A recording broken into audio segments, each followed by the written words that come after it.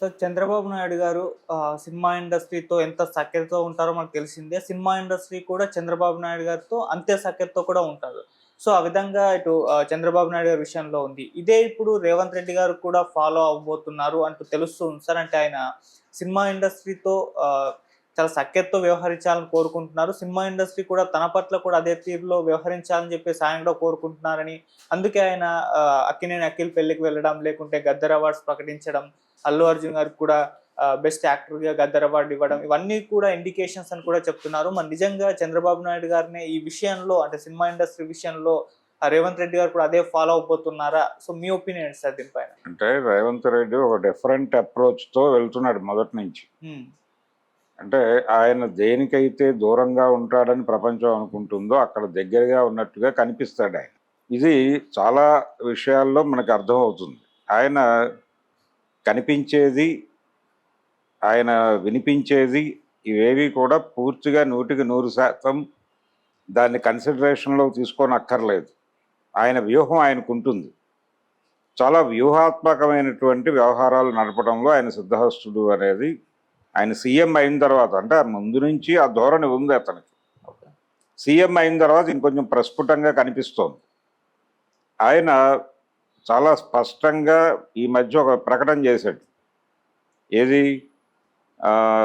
ఇప్పుడు ఈ ఆపరేషన్ కగార్లు వీటి నుంచి నక్సలిజాన్ని అణిచేయగలం, తీసేయగలం అనేది భ్రమ మాత్రమే అని చెప్పాడు ఆయన.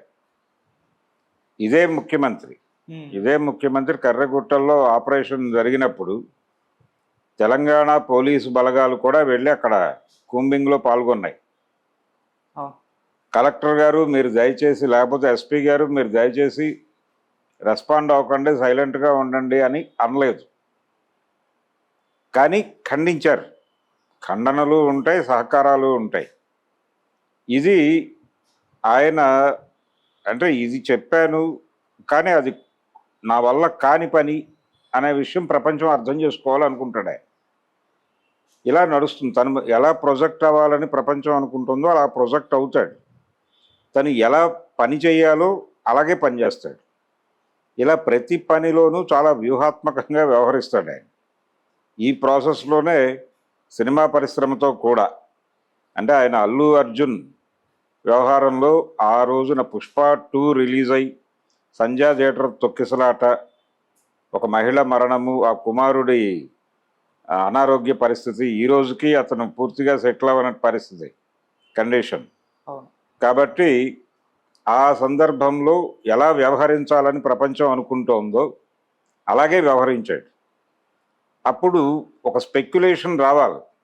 అంటే గవర్నమెంటు సీరియస్గా తీసుకుని అల్లు అర్జున్ని అరెస్ట్ చేస్తుందా లేదా?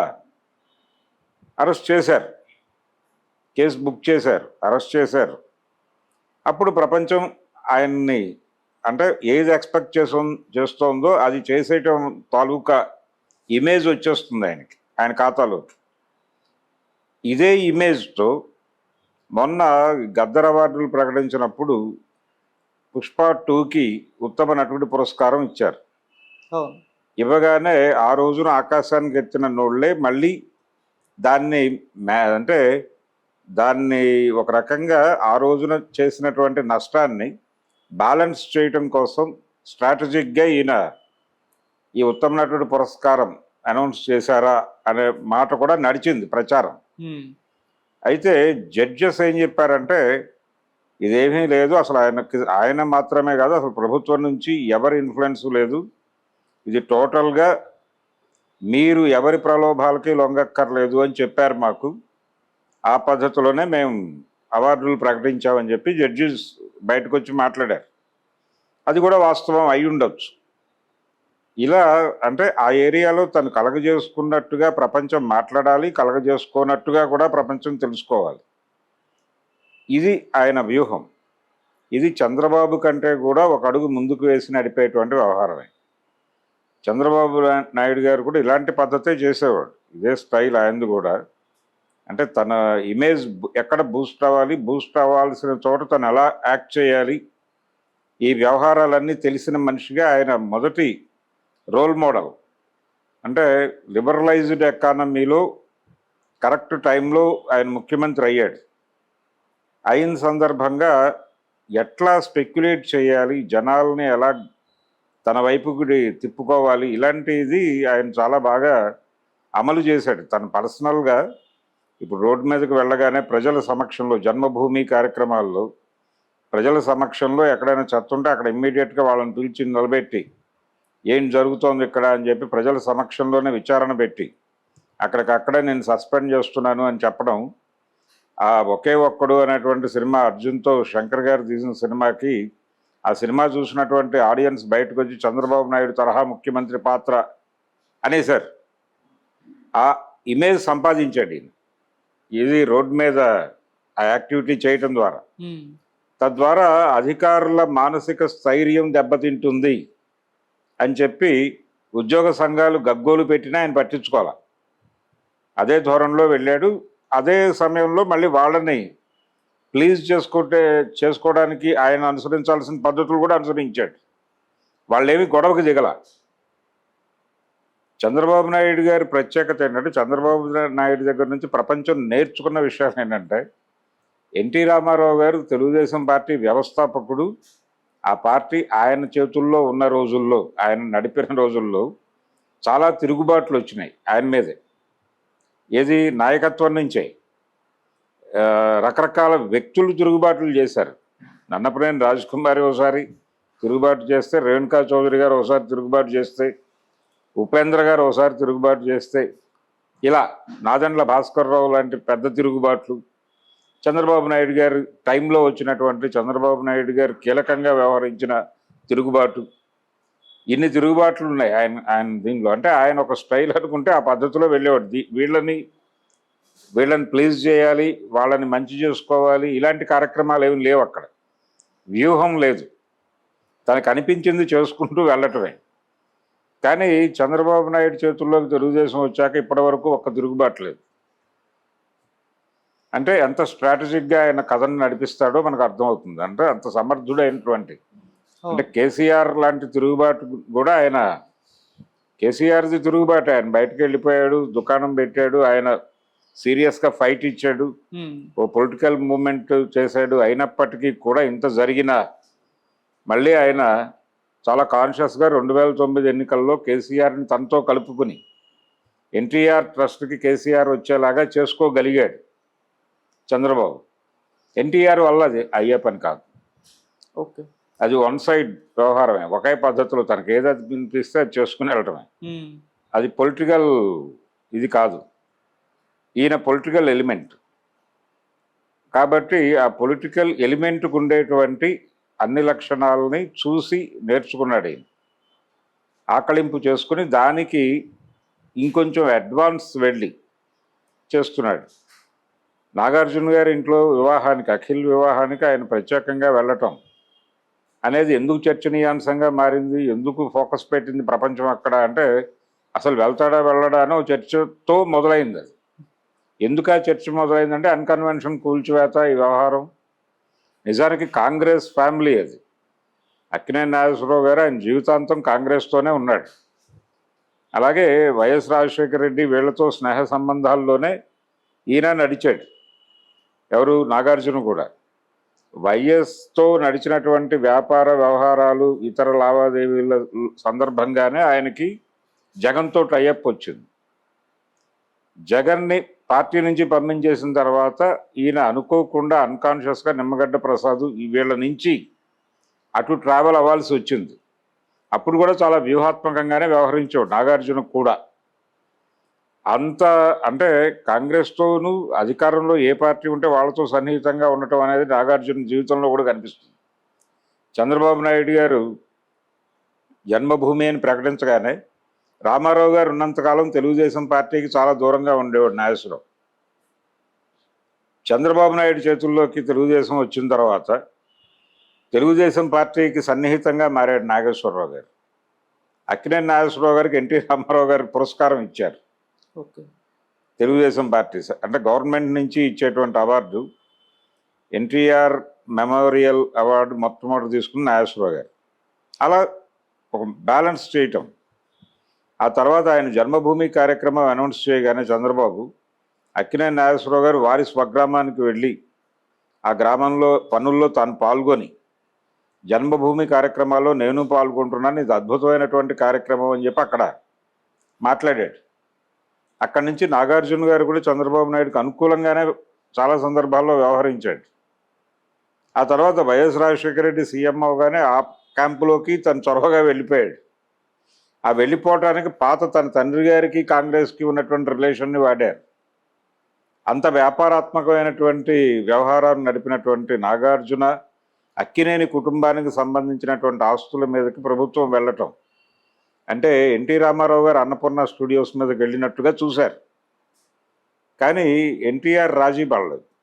రాజీ పడటం అంటే అక్కినేని నాగేశ్వరరావు గారే స్వయంగా చెప్పినట్టు 89 ఎన్నికల్లో రామారావు గారు గనక మూడోసారి గెలిచుంటే ఏం జరుగుండేది అన్నపూర్ణ స్టూడియోస్కు సంబంధించిన ఒక విలేకరు అడిగిన ప్రశ్నకి సుప్రీంకోర్టు దాకా పంపించేవాడు నన్ను అన్నాడు ఆయన.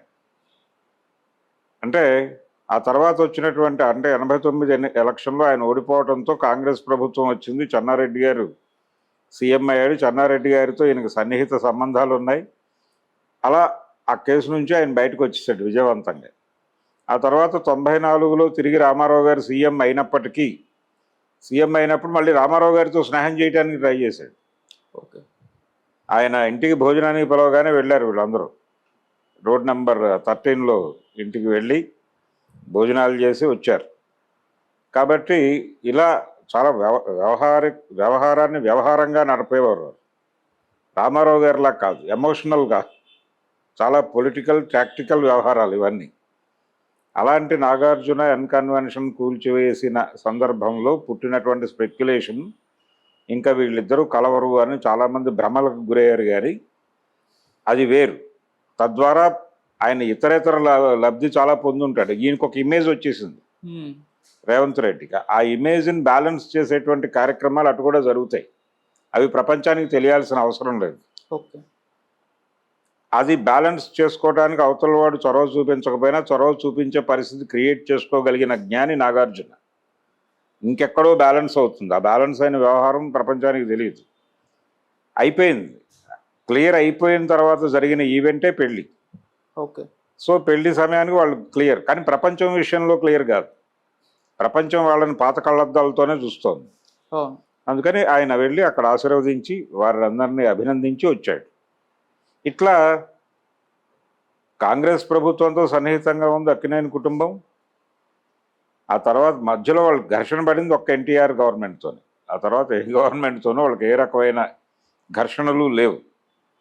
అలా నడిచినటువంటి వ్యవహారంగానే చూడాలి. అలాగే రేవంత్ రెడ్డి ఇప్పుడు సినిమా ఇండస్ట్రీని నిజానికి కేసీఆర్ విషయంలో కూడా ఉంది. అది కేసీఆర్ కూడా ఇంతకంటే భిన్నంగా ప్రవర్తించింది ఏమీ లేదు. ఉద్యమ కాలంలో ఆయన చాలా క్లియర్గా తెలంగాణ సినిమాని ఎమర్జీ చేస్తాం, ఆంధ్ర సినిమాయే నడుస్తోంది ఇక్కడ, సినిమా అంటే ఆంధ్ర జీవితమే కాదు తెలంగాణ జీవితం కూడా ఉంది, మేము రామోజీ ఫిల్మ్ సిటీని 1,00,000 నాగళ్లతో దున్నించేస్తాం అన్నాడు. తర్వాత రాచకొండ గుట్టల్లో ఫిలిం సిటీ ఏర్పాటు చేసి తెలంగాణ సినిమాకి అంకురార్పణ చేస్తాను అని చాలా పెద్ద మాటలు మాట్లాడాడు. ఆ మాటల వెనకాల చాలామంది తెలంగాణ సినిమా కళాకారులు దళం కట్టి నడిచారు. సీరియస్గా ప్రకటనలు ఇచ్చాడు. ఎన్ శంకర్ లాంటి వాళ్ళు అయితే చాలా కాన్షియస్గా ముందుకు అడుగు వేశారు. ఇంత జరిగిన తర్వాత తెలంగాణ ఆవిర్భవించిన తర్వాత ఇవేవీ జరగలేదు. రామోజీ ఫిలిం సిటీని 1,00,000 నాగళ్లతో దున్నించలేదు. అలాగే రాచకొండ గుట్టల్లో ఫిలిం సిటీ నిర్మాణము జరగలేదు. ఇంకొక దారుణమైన విషయం ఏంటంటే తెలంగాణ ఉద్యమ కాలంలో తెలంగాణ సినిమాని ఎమర్జీ చేయాలి అని బలంగా వాదించి ఉద్యమించినటువంటి దర్శకులు అలాగే ఇతర సినీ కళాకారులు 2014 తెలంగాణ రాష్ట్రం అంటే మొదటి ఎన్నిక జరిగింది. అంతకుముందే రాష్ట్రం ఏర్పడింది.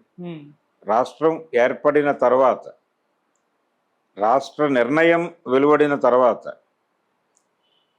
ఒక్క సినిమా కూడా డైరెక్ట్ చేయలేదు, ఒక్క సినిమా కూడా తీయలేదు. దీన్ని ఎలా అర్థం చేసుకోవాలి అనేది అంటే ఈ మేనేజ్మెంట్ అనేది ఇండస్ట్రీ నుంచి నడిచింది. ఛాంబర్ కూడా ఆంధ్ర ఛాంబర్ అన్నారు ఆ రోజున. ఇప్పుడు ఫిలిం నగర్లో ఉన్న ఛాంబర్ అది ఆంధ్ర ఛాంబర్, అది విజయవాడ పంపించేయాలని మాట్లాడారు. యాక్చువల్గా దీనికంటే పాత ఛాంబర్ అక్కడ ఉంది విజయవాడలో. మెడ్రాస్లో ఇండస్ట్రీ ఉన్న రోజుల్లో విజయవాడ ఛాంబరే ఛాంబర్ ఏపీకి సంబంధించి. ఎందుకంటే డిస్ట్రిబ్యూషన్ నెట్వర్క్ అంతా అక్కడ ఉండేది కాబట్టి అక్కడే ఛాంబర్ నిర్మాణం జరిగింది. ఓకే. ఆ తర్వాత కదా ఇది వచ్చింది ఇక్కడ ఛాంబరు. సో ఇంత వ్యవహారం ఉంది. అలా చూసినప్పుడు అంటే ఈ తెలంగాణకి సంబంధించి కేసీఆర్ ఎలా బిహేవ్ చేశాడు, రేవంత్ రెడ్డి గారు ఆయన సన్నిహితంగానే ఉన్నాడు సినిమా వాళ్ళతో. ఆయన ఎప్పుడు ఘర్షణాత్మకంగా లేడు. కేసీఆర్ కూడా జగన్ ఉన్న కాలంలో కూడా కేసీఆర్ చాలా ఫ్రెండ్లీగా, నిజానికి సినిమా వాళ్ళు అందరూ అన్నారు తెలంగాణ ప్రభుత్వం ఫ్రెండ్లీగా ఉంది, ఏపీ గవర్నమెంట్ మమ్మల్ని ఇబ్బంది పెడుతోందని మాట్లాడారు కదా అందరూ. ఇప్పుడు తెలుగుదేశం కూటమి ప్రభుత్వం రాగానే మాకు అక్కడ కూడా ఫ్రెండ్లీ ప్రభుత్వం వచ్చిందన్నారు. మధ్యలో పవన్ కళ్యాణ్ గారు ఏదో చిన్న ఈ హరిహర వీరమల్లు డేట్ దగ్గర చిన్న ఒక మాట బయటకు వచ్చింది, కానీ లేకపోతే అదర్వైజ్ వీళ్ళందరూ స్నేహంగా ఉన్నవారే. మాకు స్నేహం వర్ధిల్లుతోందని అల్లు అరవింద్ గారు మొన్న మీడియా ముఖంగానే చెప్పాడు. మేము కలిసి అందరం వెళ్ళి ఉండకపోవచ్చాము కానీ విడివిడిగా అందరం కలిసాం అని చెప్పాడు ఆయన. ఆయన కూడా కలిశాడు. వాళ్ళ స్టూడియోకి వచ్చాడు కదా చంద్రబాబు నాయుడు గారు. చంద్రబాబు నాయుడు గారు బావమరిదితో షో పెట్టి ఆయన్నే గెస్ట్గా పిలిచి తన ఆఫీస్లోనే ఆయన ఫెసిలిటేట్ చేసిన చరిత్ర ఉంది కదా అరవింద్ గారికి. సో ఎవరికి వాళ్ళకి చంద్రబాబుతో సాన్నిహిత్యం అనేది ఎవరికి వాళ్ళు ప్రూవ్ చేసుకోవడానికి ఎవరి ఛానల్లో వాళ్ళు ప్రయత్నం చేశారు. ఇప్పుడు రేవంత్ రెడ్డి గారు కూడా అంటే తను సీఎంగా తనకు కావాల్సినటువంటి ఇమేజ్ని తీసుకోవాలి. ఇన్ ది సేమ్ టైం అవతల వాళ్ళు తీవ్రంగా సఫర్ అవ్వకుండా కూడా బ్యాలెన్స్ చేసుకోవాలి. ప్రతి సెక్షన్తోనూ ప్రతి సెక్టార్తోనూ తనకు రిలేషన్ ఉండాలి. ఇప్పుడు ఆయన హైడ్రా పేరుతో చాలా కూల్చివేతలు జరిపేస్తున్నాడు, ప్రపంచం అంతా ఆయనకు వ్యతిరేకంగా మారిపోతుందనే హడావిడి విన్నాం కదా ఆ రోజున. ప్రధానంగా నష్టపోయింది ఎవరు? ఈ ఎపిసోడ్లో నాగార్జున డెఫినెట్గా ఎక్కడో లబ్ధి పొంది ఉంటాడు నిస్సందేహముగా. కానీ సున్నం చెరువు ప్రాంతాల్లో గుడిసెలు వేసుకుని ఏదో